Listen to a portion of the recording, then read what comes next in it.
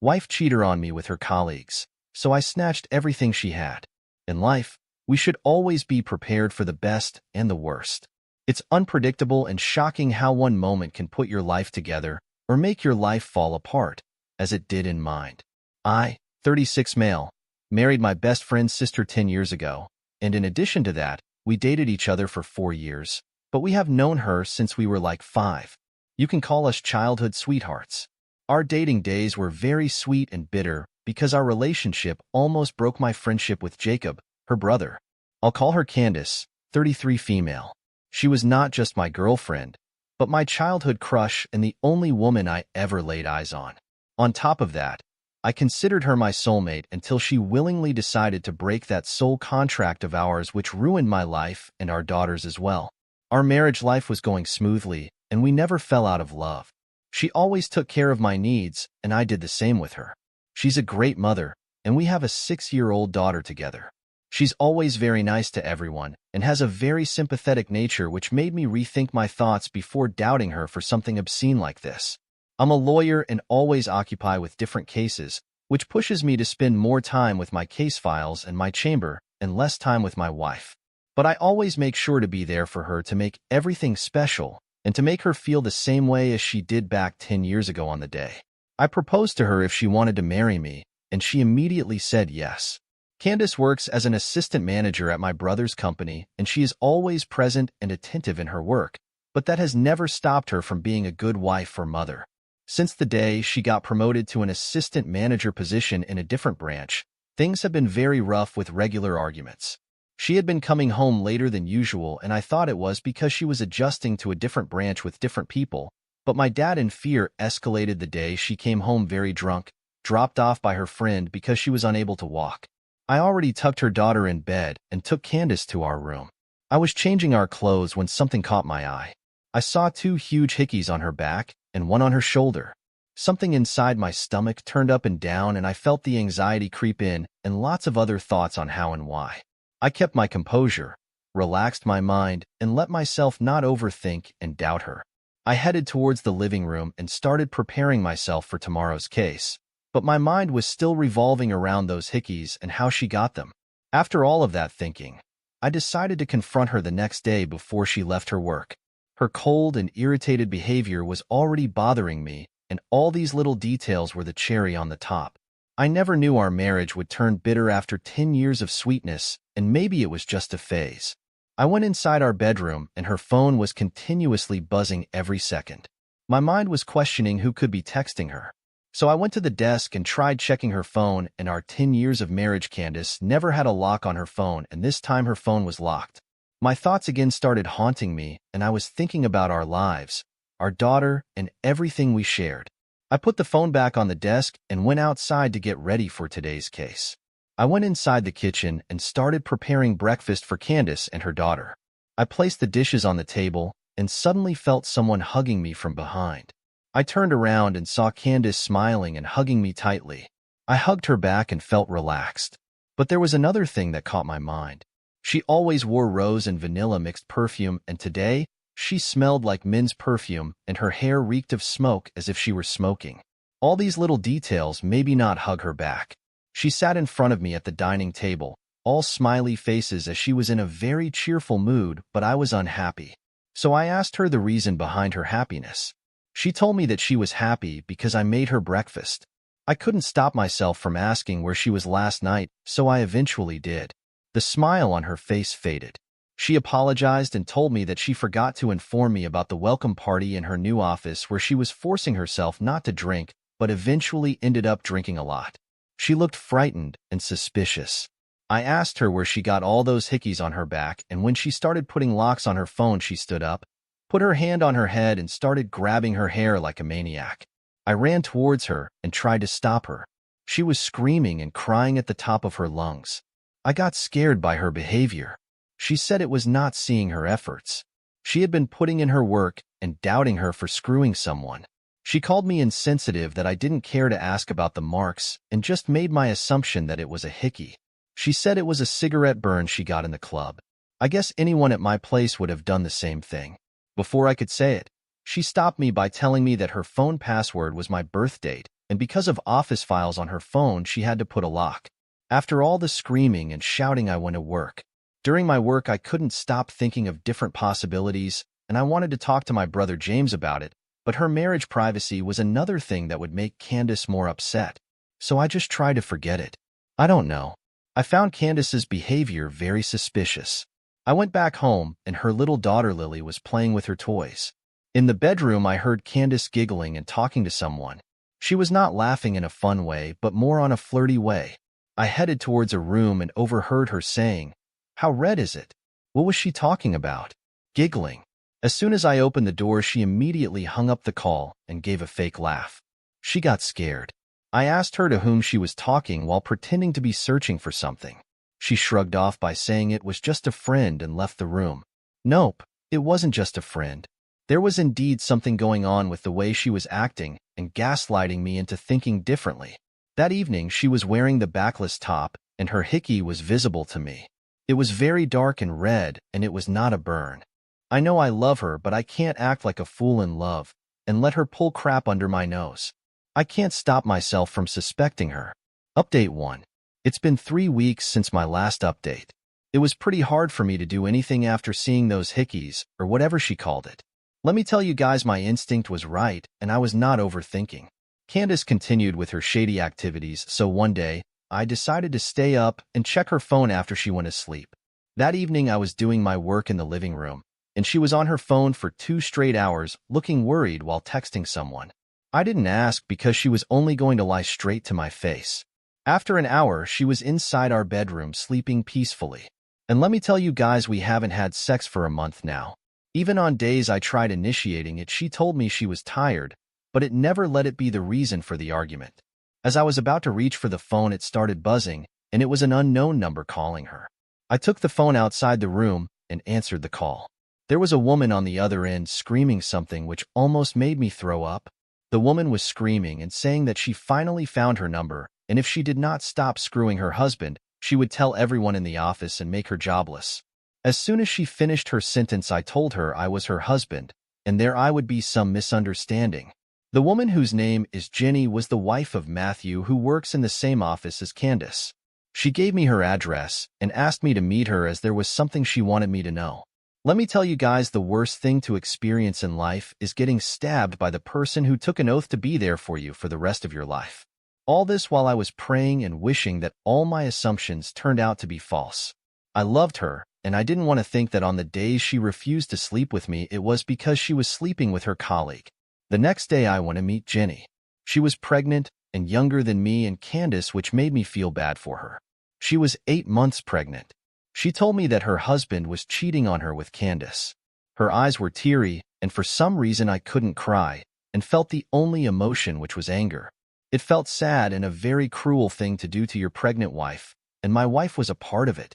She opened the tab, and it had obscene images of Matthew and Candace. Not just pictures, but a video of them having sex. Jenny got those videos from Matthew's phone last evening, and they had a confrontation. That was the reason Jenny was worried and texting someone last evening. I felt a taste of bile in my mouth and cried my heart out.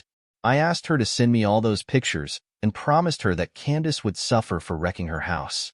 She told me that she was going to file for divorce, but I intentionally asked her to wait a few days so she could enjoy the disaster as well.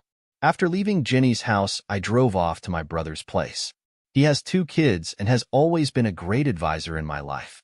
I drank a lot while sitting next to him until I passed out.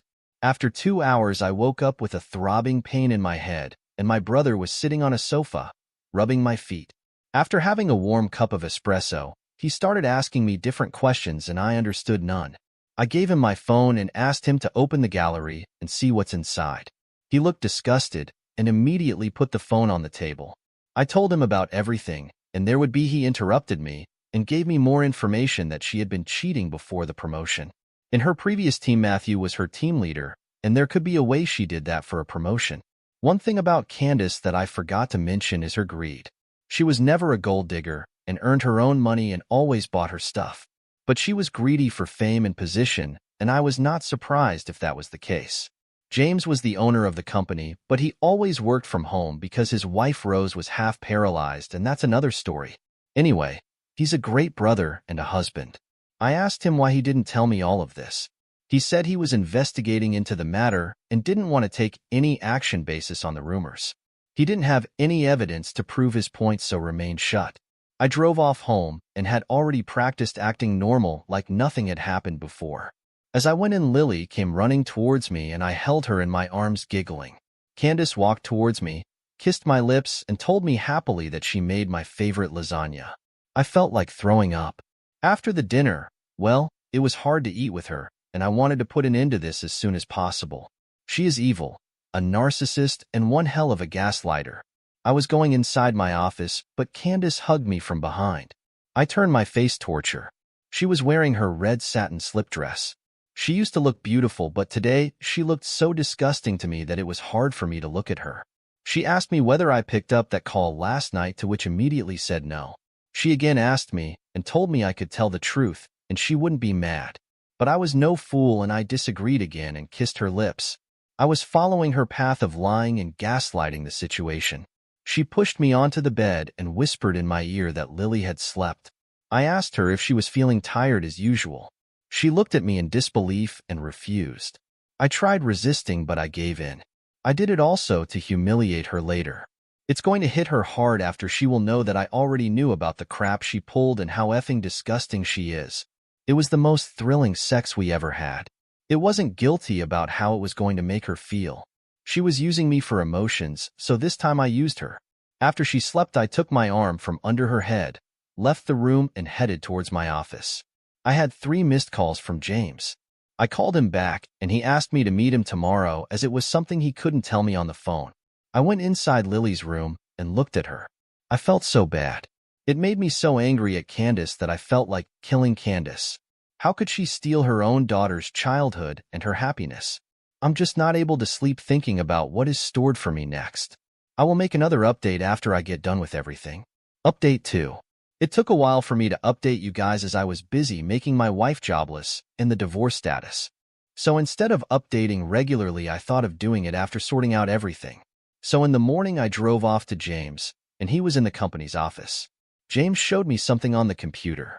There were pictures of Candace with different men, and one of them was from our school, Richard, who was her team leader. As I said, James was investigating the matter, and he found that Candace was hooking up not only with Matthew but others too. The employees had confessed to James that Candace was a very easy woman, and she used to go to the club with them. She had sex with Richard because he promised to promote her to assistant manager, which he did, and she did the same with Matthew. James recorded the conversation for the jury of the company, as the company here has strict no dating rules and many employees are going to get jobless along with Candace. Candace was beautiful. She was always attractive and knew how to take advantage of that. James sent an email to the different branch where Matthew and Candace were working or screwing. Half of the time I didn't know what to do and just sat there hopelessly. As soon as the branch received the email, Candace started calling me. I picked up the call, and she asked me to come home immediately. I told James and headed towards home. I went inside and saw Candace crying. She hugged me and started crying. I didn't hug her back. She looked at me and said she lost her job because of something. I asked her the reason, and she started making up some stories. I pushed her back and asked her to stop lying, or if she wanted me to play her video of effing her colleagues on the TV. She looked at me in disbelief, and I told her that I got to know about everything from Jenny. She looked at me for a moment and started gaslighting me again, saying that I was never there and always busy with work, so she couldn't resist. Lily came inside and Candace was going to take her, but that's when I stopped her from showing fake concerns about us. I told her that I had already filed for divorce, and that was the reason she had been fired from her job. I will have custody of our daughter and take care of her needs. I am a lawyer, so it was easier for me to get things done. She started sobbing and crying and begging me if she could do anything to fix this. It made me so angry, and I asked her how she could fix anything when she felt no remorse for what happened. I asked James to take Lily to his place so she wouldn't have to witness such things. I felt sorry for my little girl. When she was born, I was happy about her future, and she was blessed with 2 parents. Being raised by a single parent, I never wanted my daughter to go through the same in her life. I asked Candace if she wanted to tell her brother Jacob, my best friend, about this. She got so scared. I gave her the divorce paper and asked her to sign it and put an end to this. As she was going to sign, a pleasant surprise came to her. My mother, her parents, and her brother came, and it was his idea to humiliate her for what she did. Her house was named after my daughter, so Candace had nothing except her own money or savings. Her parents loved me, and they were disappointed and disgusted by her actions. Jacob told her that the reason he was against us marrying was because he knew she would ruin me and the family, and she proved him right. After all, her brother knew her well. My mother loved her as her daughter, and there she also wiped her tears and consoled her. I read the divorce papers and told Candace that she could come and visit, and it was also allowed to stay with Lily in this house, and I would never take Lily away from her. Before this, I had already shown her pictures to Jacob, but not the obscene ones, and to be honest, I have no respect for her. I would have forgiven her if it were a one-time thing, but doing something wrong is one thing and being proud and continuing it again is another thing, and she chose to destroy it all alone. There were times when I was indeed busy and didn't take her out or spend time with her, but I did my best and I learned from it. When I tried giving her time, I guess I was late. I never saw her narcissistic side because I was blind, but I cannot forget those two hickeys. Anyhow, whatever happened can't be undone, and I do miss the old her. My mother asked me if I wanted to stay with her for a while, and I told her that I wouldn't, and I would be living here, but for now on she will stay with me. Candace's parents scolded her and said many cruel words to her. They were very respectful writers and doctors, and she put dirt on their names and fame. Jenny, on the other hand, also got divorced and went to a different city to live with her parents. After the divorce, things were pretty difficult to handle, but the satisfaction of making her jobless remained constant at my heart after seeing the aftermath of things happened. It was hard for Lily, but then she loved spending time with her grandmother playing and coloring, and sometimes she was all sad because obviously the kid who misses her mother. And as for Candace, she got her new profound freedom to go and meet different guys regularly. She visits Lily on a daily basis, and we never see each other because whenever she came I was already in my office, and from the window, I saw Matthew dropping her off for a week, and after that bit was someone else. It was not just friends. She gave them proper kisses after coming out of the car. Was she always like that? I was too blind to see, and honestly guys, I dodged a bullet, but after 14 years of togetherness I am still shocked. And if it were not for the lack of communication, I would have never known. It's been a month now and I am busy with my cases and all. We did see each other after all, and I agree, and I feel empty and sad and on depression and anxiety medication. She is doing better than ever with no remorse or anything, but from time to time she gets humiliated, which satisfies me a lot. But in the end, I would like to say that she was a lesson for me to learn, and I was just there to let people see the real Candace behind the mask. Her parents hate her, and she is not getting jobs and just humiliation from mutual friends, but she is still very proud and continuously doing what she does.